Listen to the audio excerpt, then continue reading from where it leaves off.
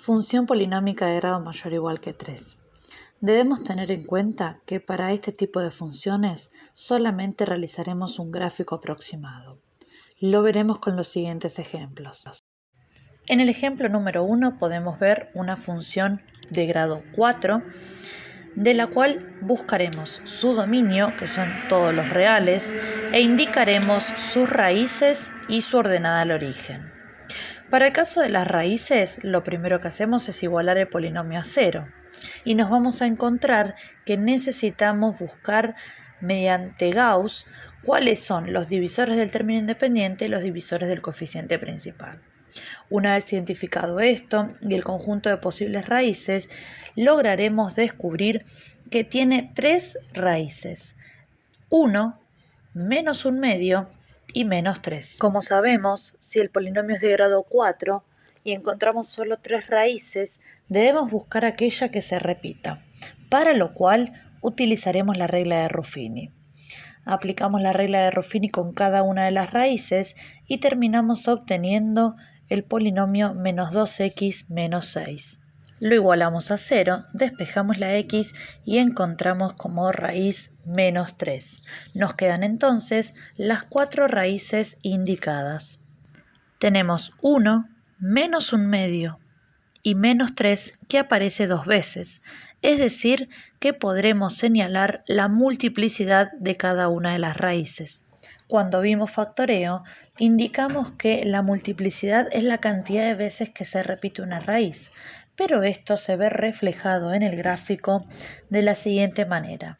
Aquellas raíces que tengan una multiplicidad impar, en el gráfico notaremos que la curva atraviesa al eje X, mientras que las raíces que tengan una multiplicidad par en el gráfico van a rebotar sobre el eje X.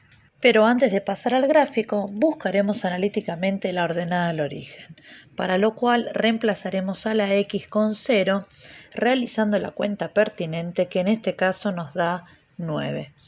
Para graficar la función tendremos que tener en cuenta las raíces y la ordenada al origen. Comenzaremos por marcar en el eje X las raíces. Tenemos entonces un punto en 1, el otro en menos 1/2 y el otro en menos 3. Marcaremos ahora la ordenada al origen en menos 3. Con ayuda de la multiplicidad de las raíces y teniendo en cuenta lo que dijimos antes respecto a ellas, construiremos el gráfico aproximado. Para empezar a graficar, analizaremos lo que ocurre con la raíz menos 1/2, la ordenada y la otra raíz 1. Estos 3 puntos deben estar graficados de forma continua con una sola curva que pase por ellos 3. Entonces, como habíamos aclarado en un comienzo, esto es una gráfica aproximada, realizaremos una curva. Ahora bien, teniendo la raíz 1 y sabiendo que su multiplicidad es impar, vamos a atravesar al eje X, es decir, que la curva va a continuar hacia arriba, va a cruzar de la parte negativa a la parte positiva. Para el caso del menos 1/2 haremos el mismo razonamiento, teniendo en cuenta que su multiplicidad también es impar, o sea que va a atravesar al eje X, pero que esta vez tendrá que ir hacia la raíz menos 3, porque recuerden que todos los puntos deben estar unidos con una línea continua.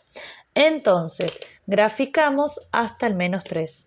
Por último, y teniendo en cuenta que la raíz menos 3 tiene multiplicidad par, es decir, que va a rebotar en el eje X, vamos a hacer lo propio. No la vamos a pasar del otro lado del eje, sino que va a hacer una especie de curva sobre el mismo valor.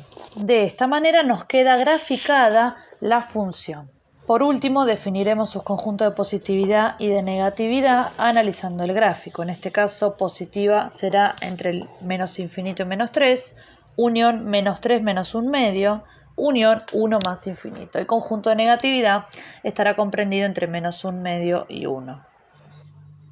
En el ejemplo número 2 vemos un polinomio también de grado 3, cuyo dominio obviamente son los reales, y cuando buscamos mediante el método de Gauss las raíces, encontramos ya directamente las 3 que le refieren: menos 3, menos 2 y 2.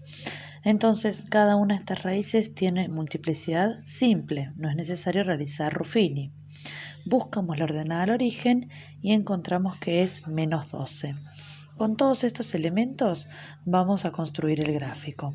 Marcamos la raíz en menos 3, en menos 2 y en 2. Marcamos la ordenada al origen en menos 12.